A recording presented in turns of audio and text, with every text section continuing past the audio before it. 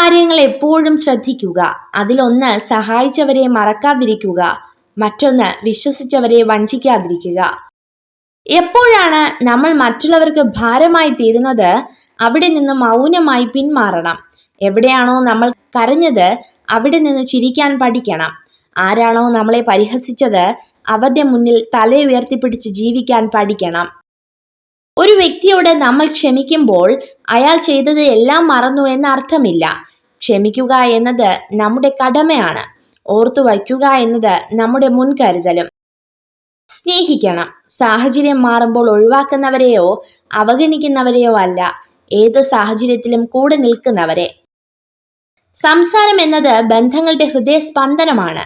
എപ്പോൾ അതില്ലാതാകുന്നുവോ അപ്പോൾ മുതൽ ബന്ധങ്ങളുടെ ശക്തിയും കുറയുന്നു.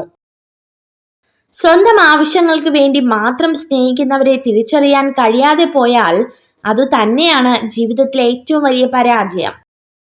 വിശ്വാസത്തിന്റെ അടുപ്പവും ബഹുമാനത്തിന്റെ അകലവുമാണ് നല്ല ബന്ധങ്ങളെ നിലനിർത്തുന്നത്. ഇഷ്ടമില്ലാത്തവരുടെ അടുത്ത് സ്നേഹമോ പ്രീതിയോ സമ്പാദിക്കാൻ ശ്രമിക്കരുത്. കാരണം അത് അഭിമാനം പണയം വയ്ക്കുന്നതിന് തുല്യമാണ്. വിനയവും എളിമയും തന്റെ സ്വത്തായിട്ടുള്ള ഒരു വ്യക്തിയെ എല്ലാവരും ഇഷ്ടപ്പെടുന്നു. ജീവിതത്തിൽ അവർക്ക് പ്രശ്നങ്ങളും പ്രതിസന്ധികളും അപൂർവമായിരിക്കും. സ്വപ്നം കാണാനുള്ള കഴിവ് നമുക്കുണ്ടെങ്കിൽ അത് യാഥാർത്ഥ്യമാക്കുവാനുള്ള കഴിവും നമുക്കുണ്ട്. അതിന് ആത്മവിശ്വാസം നഷ്ടപ്പെടാതെ പ്രയത്നിക്കാൻ തയ്യാറായാൽ മാത്രം മതി. നിങ്ങളെക്കുറിച്ച് നിങ്ങൾക്ക് തന്നെ ഉണ്ടാകുന്ന നെഗറ്റീവ് ചിന്തകൾ മറികടക്കാൻ ശ്രമിക്കുക. സ്വയം പഴി പറയുന്നത് പൂർണ്ണമായും ഒഴിവാക്കുക. ആത്മാർത്ഥ സ്നേഹവും ആഴത്തിലുള്ള വിശ്വാസവും ആരിലും അമിതമായി അർപ്പിക്കരുത്.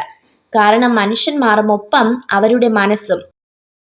ഒരു കാർമേഘവും ഒരുപാട് കാലം നിലനിന്നിട്ടില്ല. ഒന്നെങ്കിൽ പെയ്തൊഴിയും, അല്ലെങ്കിൽ സ്വയം ഇല്ലാതാകും. നമ്മുടെ പ്രശ്നങ്ങളുടെ കാലാവധിയും ഇത്രയേ ഉള്ളൂ. നിങ്ങൾക്ക് എതിർപ്പുകൾ കൂടുന്നുവെങ്കിൽ അത് വെറുപ്പിന്റെ ലക്ഷണമല്ല, അത് നിങ്ങളുടെ വളർച്ചയുടെ ലക്ഷണമാണ്. സ്നേഹിക്കുന്ന സ്ത്രീയോട് നിങ്ങളുടെ വരുമാനവും ഭാവി പദ്ധതികളും തുറന്നു പറയരുത്.